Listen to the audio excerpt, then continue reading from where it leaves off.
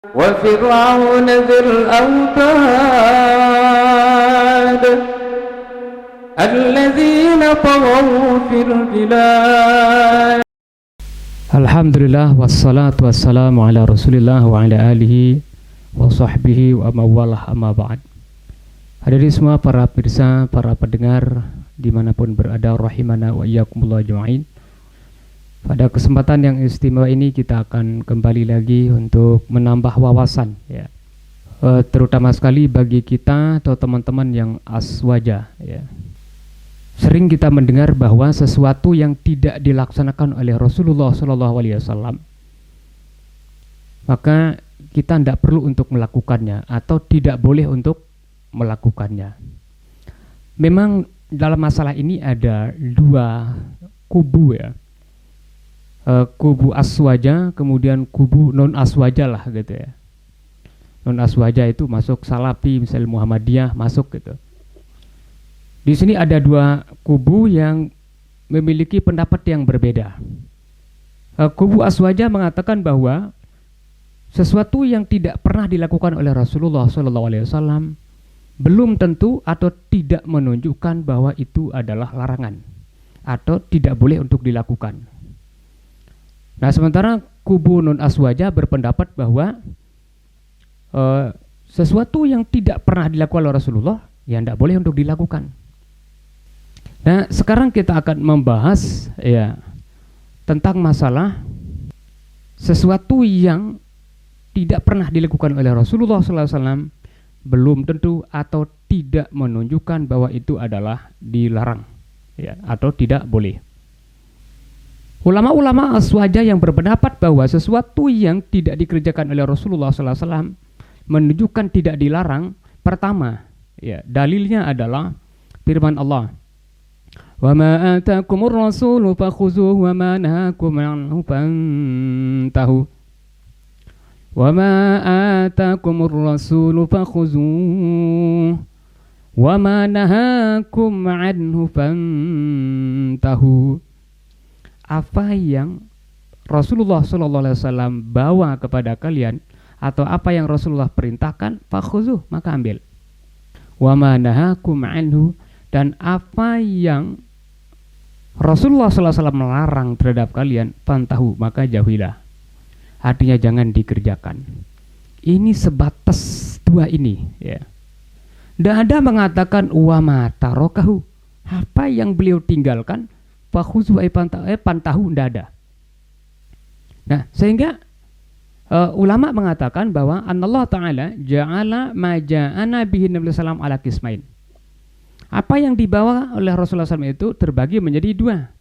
Pertama adalah kismun umirabi, satu bagian yang diperintahkan, fa'adal ummah al-akhzu bih wa imtisaluh.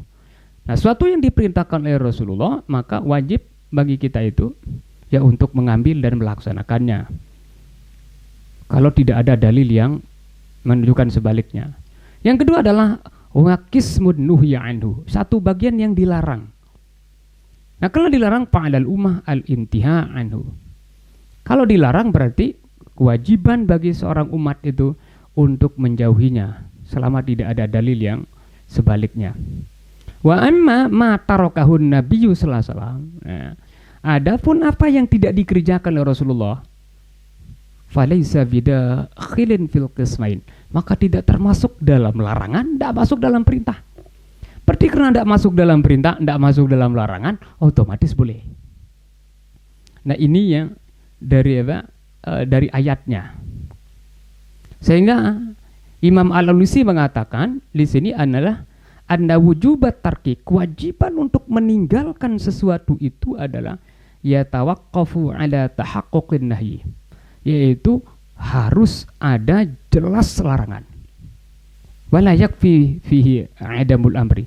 Tidak cukup untuk mengatakan sesuatu itu haram atau tidak boleh hanya sebatas karena tidak ada perintahnya. Nah, ini menarik ini sekali nih ya, dalil yang diungkapkan, yang dikemukakan oleh ulama-ulama aswaja ya. Ini yang dari apa? Dari ayatnya ya. Sekali lagi di sini di ayatnya tidak mengatakan wama tarokahu, apa yang ditinggalkan atau tidak dikerjakan, pantahun tidak ada. Ini hanya dua saja. Apa yang diperintahkan, apa yang dilarang. Yang diperintahkan dikerjakan, yang tidak diperintahkan, yang dilarang jauhkan. Tidak ada di sini mengatakan apa yang ditinggalkan jauhkan, tidak ada. Nah, dengan dalil ini bahwa ulama berpendapat bahwa apa yang tidak dilakukan oleh Rasulullah bukan berarti atau tidak menunjukkan itu adalah haram untuk dikerjakan. Nah, ini berkembang ya hukumnya itu kepada yang lain-lain ya. Bahkan ya dalil tentang nuzulul Quran, perayaan nuzulul Quran, dalil tentang dalil tentang maulid dan sebagainya. Ini masuk di sini karena itu tidak ada larangan langsung daripada Rasulullah SAW. Cuma Rasulullah SAW tidak melaksanakannya seperti cara dilaksanakannya yang sekarang itu. Nah, sehingga ulama di sini mengatakan tidak bisa dijadikan sebagai alasan bahwa ya Rasulullah tidak maulidnya itu karena tidak melakukannya dengan cara yang sekarang. Nah, sehingga tidak bisa ya dijadikan sebagai dalil ya haramnya maulid karena Rasulullah SAW tidak melakukannya dengan cara-cara yang sekarang ini. Kemudian yang berikutnya ya dalil yang dari hadis ya. Rasulullah SAW bersabda, "Innallaha haddada hududan." Sesungguhnya Allah SWT memberikan batasan-batasan. Fala ta'taduha, maka batasan itu jangan dilanggar. Wa faradalakum fara'idha, dan Allah mewajibkan kepada kalian kewajiban-kewajiban. Fala tudayyi'uha, jangan disia-siakan, berarti harus dilakukan. Wa harrama asya'a, dan Allah mengharamkan sesuatu, fala tantahikuha, jangan kalian merusak, jangan kalian melanggarnya. Wa taraka asya'a min ghairi nisyanin bir rabbikum. Oh ya ini. Dan Allah SWT itu meninggalkan sesuatu, dan dia meninggalkannya itu min ghairi nasin, bukan karena ada unsur lupa, tapi itu adalah walakin rahmatun minhu lakum, akan tapi itu adalah kasih sayang dari Allah SWT untuk kalian. Faqbaluhu, maka terimalah. Wala tabhasu fiha, jangan membahas-bahasnya gitu. Maksudnya apa? Berarti sesuatu yang tidak diharamkan, tidak diperintahkan atau tidak diwajibkan dan tidak diharamkan di sini masuk dalam kategori sesuatu yang boleh. Wa wajhud dalalah aidilalah minal hadis wa taraka asya' min ghairi nisyanin mir rabbikum walakin rahmatun lakum faqbalu.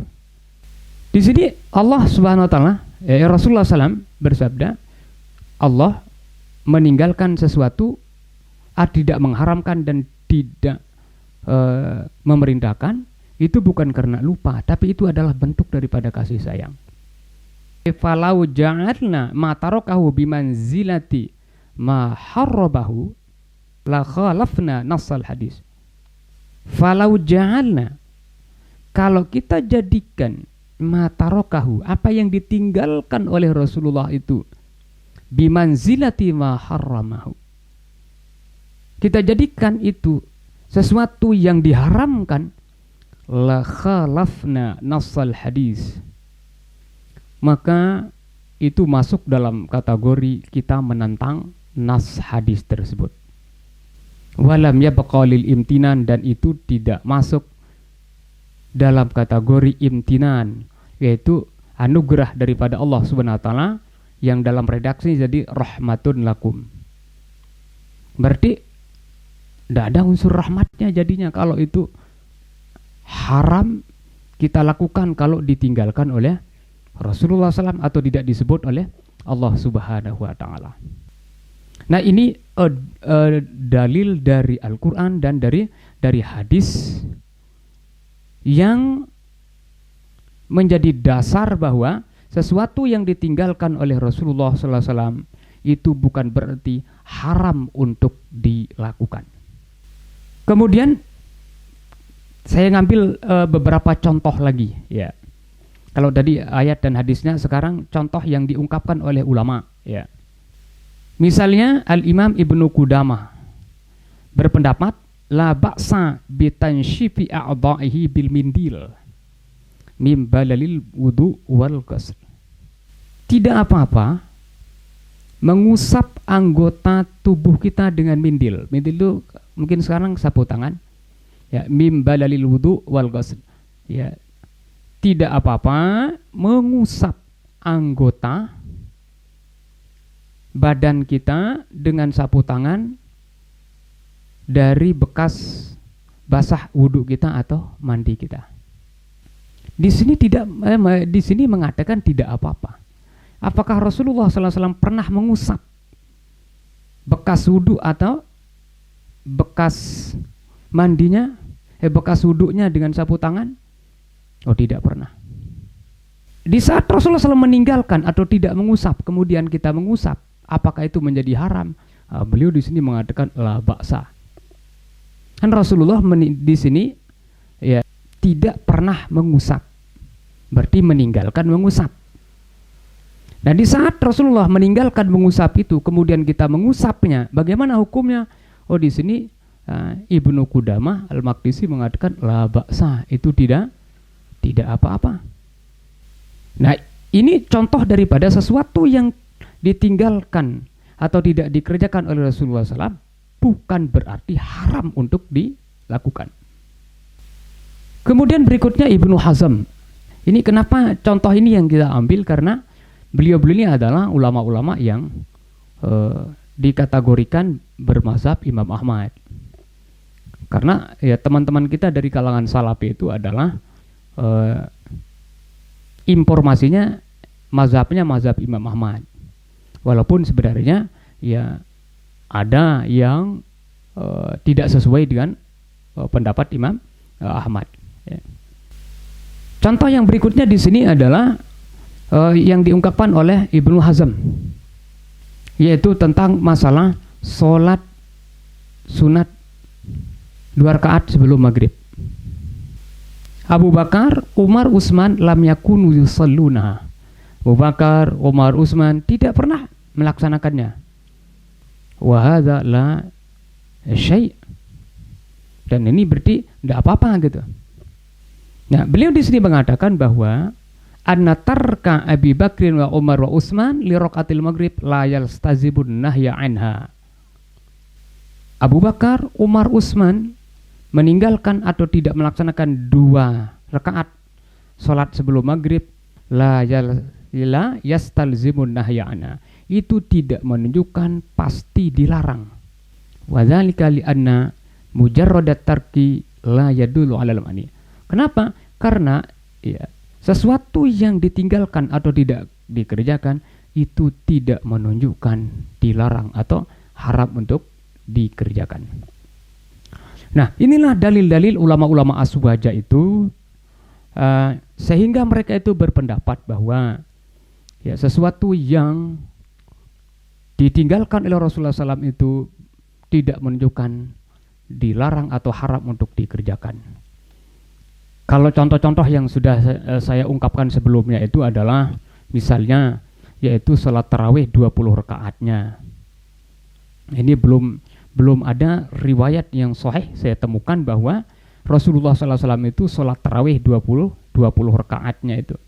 Kalau sholat tarawihnya ya sholat tarawihnya jelas Rasulullah SAW itu sholat tarawih bahkan bersama masyarakat atau para sahabat. Cuma pada hari yang ketiga ada yang mengatakan keempat itu Rasulullah tidak keluar. Tapi riwayat yang mengatakan Rasulullah salat tarawih 20 rakaat itu ini belum saya temukan yang sahihnya gitu. Kemudian yang sudah saya sampaikan itu adalah azan 2 kali yaitu pada masa Sayyidina Utsman. Ini hubungannya dengan ibadah semua. Artinya bid'ah atau sesuatu yang tidak dilakukan oleh Rasulullah SAW yang hubungannya dengan ibadah, yang hubungannya dengan ya ajaran agama, sehingga agak susah kita untuk beralasan bahwa ini bukan bagian daripada agama, itu adalah bid'ah lugawi atau bukan bid'ah istilahi. Ya ini coba ya dari kalangan teman-teman ustadz-ustadz ya salafi, coba secara real itu dibedakan ya, mana bid'ah yang apa ya, mana bid'ah yang lugawi, mana bid'ah yang istilahi, sehingga mana ya dijelaskan juga mana yang tidak bolehnya, mana yang bolehnya gitu. Karena seperti saya sampaikan pada video-video sebelumnya itu, ya, banyak yang tidak dilakukan oleh Rasulullah SAW, bahkan dalam sholat sendiri dilakukan juga sekarang di Masjidil Haram. Seperti misalnya doa kunut yang begitu panjang, ya, doanya sangat panjang sekali itu di bulan Ramadan, terutama sekali pas khotam Al-Qur'annya. Apakah pernah ini dilakukan oleh Rasulullah? Nah, ini kan menjadi bahan pertanyaan juga. Apakah ini tidak masuk dalam kategori bid'ah atau bagaimana? Ya. Oleh sebab itu ya terus terang aja sampai sekarang saya masih belum clear itu ya. Pemahaman saya tentang masalah bid'ah yang dilarang dan bid'ah yang tidak dilarang menurut pemahaman salafi. Ya. Tapi kalau menurut pemahaman Aswaja tadi ya pokoknya ya sesuatu yang tidak pernah dikerjakan oleh Rasulullah belum tentu itu dilarang sesuai dengan dalil-dalil yang sudah saya sampaikan tadi. Ya mungkin saudara ini untuk menambah wawasan terutama sekali bagi kita teman-teman yang Aswaja. Ya mudah-mudahan dengan penjelasan ini ya sesuatu yang kita lakukan ya semakin mantap kita lakukan karena kita lakukannya berdasarkan dalil dan ini bukan dalil dari kita tapi dalil yang diungkapkan oleh ulama-ulama. Sekian, terima kasih. Wallahul muwaffiq wal hadi ila sabilir rasyad. Wassalamualaikum warahmatullahi wabarakatuh. Wa fir'aun dzil autad alladzina taghaw fil bilad